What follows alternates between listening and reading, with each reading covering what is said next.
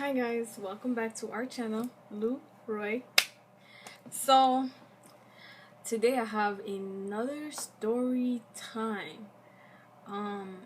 It has kind of a lesson at the end, so let's just jump into it. Okay, today's story time is going to be about two girls that I don't talk to anymore. Actually, one of them ended up just recently having a child, and another one I don't really talk to her like that. I don't know nothing about her. Okay, let's just put it that way. The other one kind of Snapchat requested me, so I just accepted it out of courtesy. But we're no longer like friends. Here's the reason why. Let's start with the first story. I will call her Jamie. Okay? I'm gonna call her Jamie. Okay, so Jamie was a very long time friend of mine. We've known each other for more than 5 years. More than 5 years. It should be at least around like 10 years now. We've known each other since we were in, I believe, even middle school. Since middle school, we known each other. And it just so happened that when I was in college, that we ended up reuniting at my old workplace, which I cannot disclose where it used to be. We met there. It was a warehouse, and we met up, and I was like, hold on a minute, is this Jamie? Like, Jamie was like, hey, she remembered me. She was like, hey, Louange. And I'm like, hey, how are you? How you been? So Jamie got into some trouble later on, because she was dating some guy, and apparently she was telling me that the relationship was not going really well, and he was abusive, just like the other story time. He was abusive towards her, and Jamie did not want to leave him. She was crazy. She actually thought it was normal for him to put his hands on her, which is just crazy to me, because she actually had a thing for it. Like, she was asking for it all the time. She wanted to get, in an altercation with him. And I remember one time, she didn't have any money, because apparently she spent all the money that she had to go to, I believe, Alabama. And in Alabama, she was stuck there because she didn't have no money. She only went with him, and apparently he had the car, and she didn't have no car. She didn't have anybody, and apparently I guess they want to go visit his side of the family or something like that. So I was like, okay. So she told me that basically she needed help. She wanted to get out of where she was. She had nobody to call. Her mama didn't want to respond to her for a good reason. And on top of that, she was really rebellious. So I remember one time she called me, and she was telling me how he came in the house, and I believe that she was just sitting there watching TV, and he started beating her up. He started beating her up for no reason. I don't think it was a reason. He started just beating her up, and they started. I think they started fighting over something small, because I don't really recount really everything, but I remember that she said they was fighting over something small, like the money. I think it was money issue, and she was mad because he spent a lot of her money on cigarillos and stuff to smoke with, and basically, they had no other money left in order for them to come back to Georgia. And I remember before she left, she told me she had a very long argument with her mother, which kind of escalated her going with this guy who's abusive to her. So I remember she told me that he came in the house and basically he punched her in the face. He gave her a really good black eye. Like, I mean, when she came back to work, still had that black eye. She had bruises on her arms. And I remember she called me. She was really, I could hear her in the background. Like, she called me. She was crying and she was hysterical. She said that, she was like, hey, I'm in the bathroom. I can't get up. I could still hear him. He's like, cut the phone up. Don't be calling the police on me. And she was like, no, I'm not calling the police on you. I'm calling my friend. I'm trying to get out of here. So, because I don't want to be with you no more. I just want you to be out of my life. I don't want you to be here anymore. So I'm just like, I'm listening. I'm on the other line listening to all this conversation. And I'm like, Brandy, are you okay? Are you alright? She was like, no, I'm not alright. I need some money. Can you send me some money? Because I need somebody to come and help me out. I'm in Alabama. I got nobody to come and get me. I'm just, by myself. And I remember specifically that Jamie was really, really a complicated person to deal with anyway. She was cool for the most part, but she was very complicated. And here's why I mean. When I called her, she sounded like she was having a lot of problems. And she was even gasping for air at one point. And I was just like, what's going on? You could just... And I'm like... At one point, I heard him even snatch the phone. And he was like, who's this? And I'm like, I'm her friend. She called me because you were hitting on her. And he was like, don't ever call my girl back. And blah, blah, blah, this, blah, blah, that. And I'm like, your girlfriend called me. And she was talking about can you give me $120 so I can get a taxi and go home. At that time, I didn't know how to wire money into an account because I just started working. So I didn't know. I didn't know how to do that. So I was like, I'm sorry, I don't know how to help you. And I remember she got really defensive.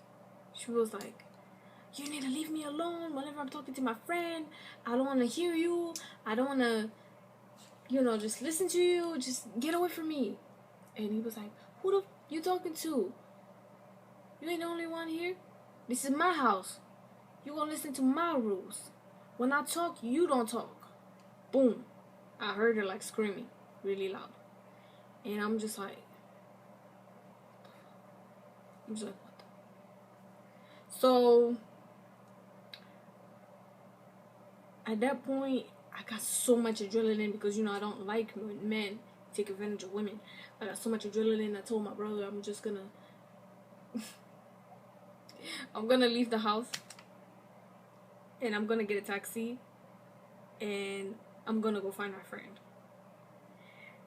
As dumb as it sounds, I left the house unnoticed, and my brother really told some sense into me. And he was like, so why are you even gonna be in the middle of them if she didn't even call you back? Because she hanged up on me. She didn't call me back.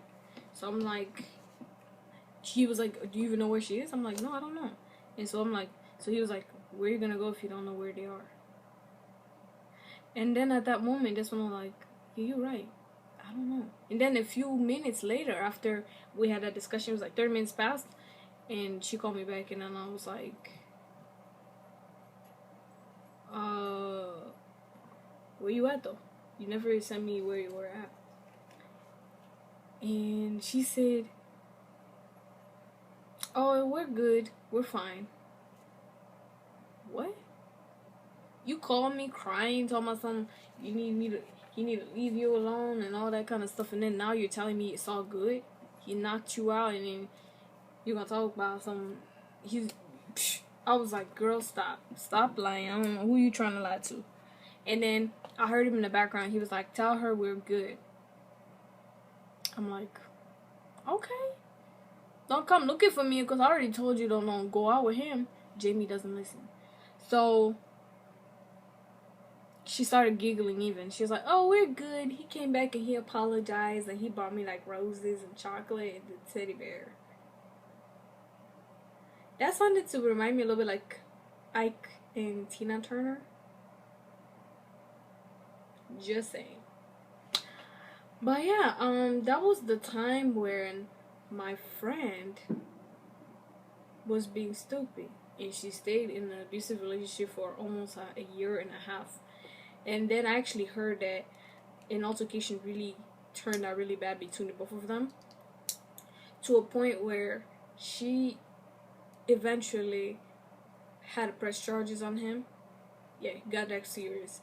She had to press charges on him, and he went to jail for a year or so. And he also not just then he didn't just have battery charges. He also had marijuana in his possession. So, and of course weapon with no license. So he went straight to jail. And ever since then, the only time I ever was in contact with Jamie was when she reached out to me on Snapchat and she was like, "Hi, how are you?" And I'm like, "Yeah, we're good. Bye." I mean, she could still, like follow me on Snapchat. I don't even know why she's following me on Snapchat, but that's how it is.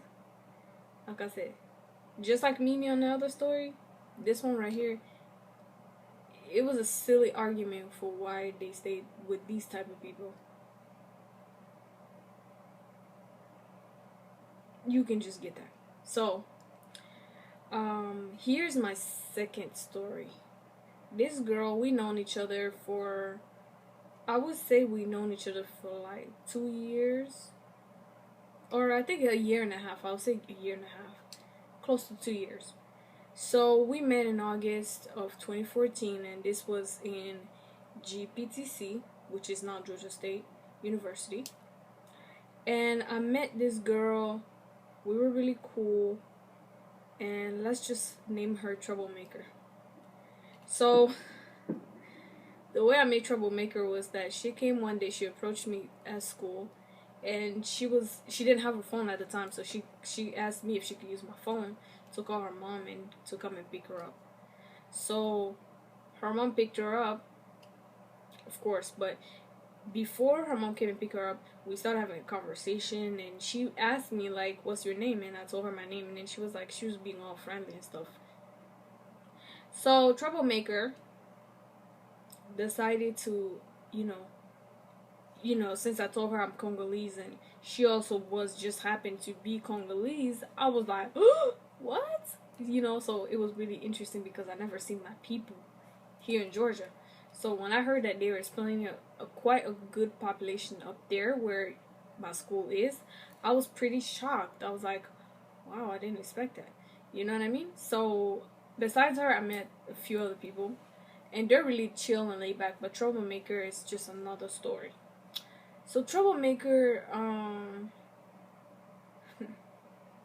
we were good friends. We hanged out, we partied together. We were even at my other friend's birthday party.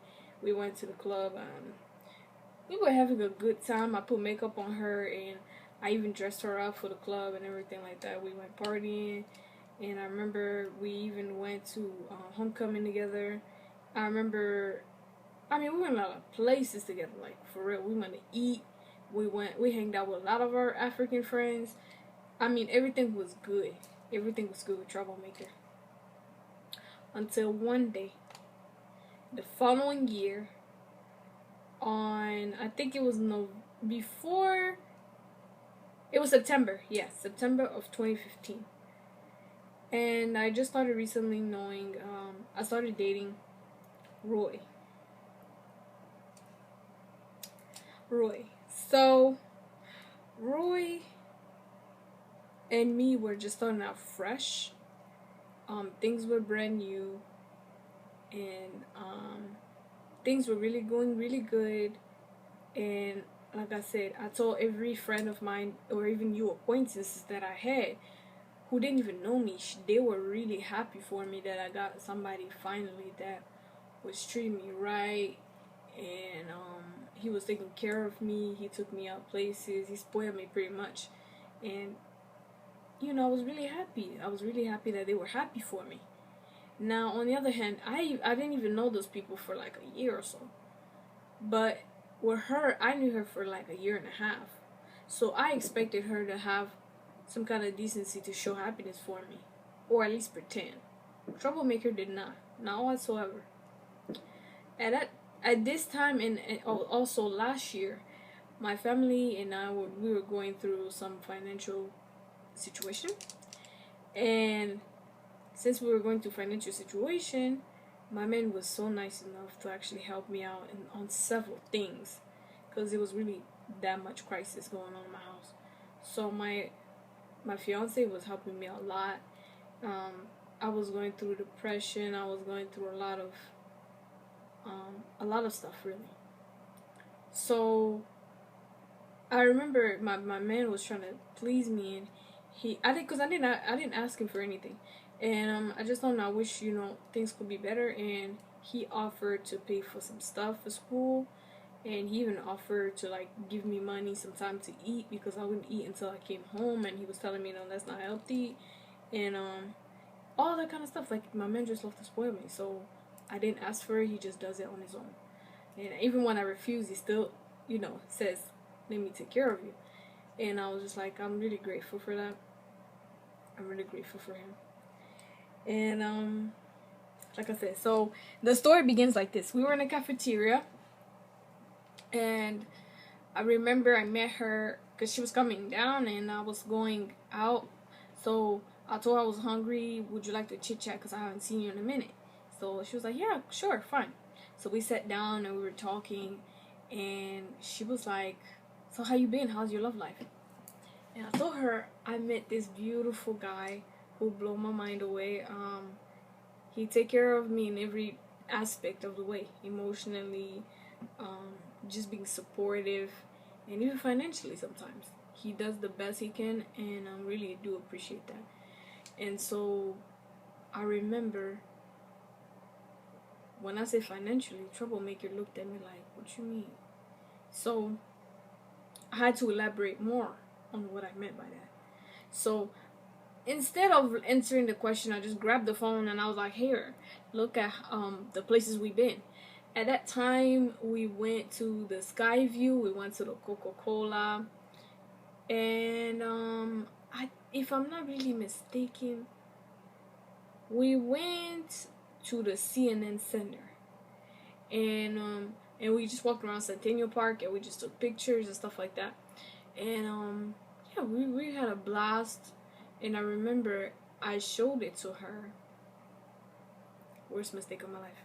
So I showed it to her. I was like, look, here, this is what I've been up to since August, since you haven't seen me, because at this point I already moved to the other school, my new campus, which is just right next door. So I remember she looked at my phone. Not a single smile came to her face. She had like, oh, really? Oh, okay. And so she was like, oh, I think. So I was like, what do you think about it? And she was like, oh, I just think like he's one of those other guys. He's just gonna take advantage of you, and then he's gonna leave you. What? I'm like, hold on, what? I just told you this man just practically spoiled me. What do you mean? She was like, oh no, I just don't feel it. I'm like, girl, people who don't even know me, like, we're saying that we look good together. Some people even say they had vibration of some kind that this was gonna work. You are the last person that I would think would say this to me. And she was like, I'm just telling you an advice. I just don't think he's a good person for you. And I'm like, girl, bye. For real? So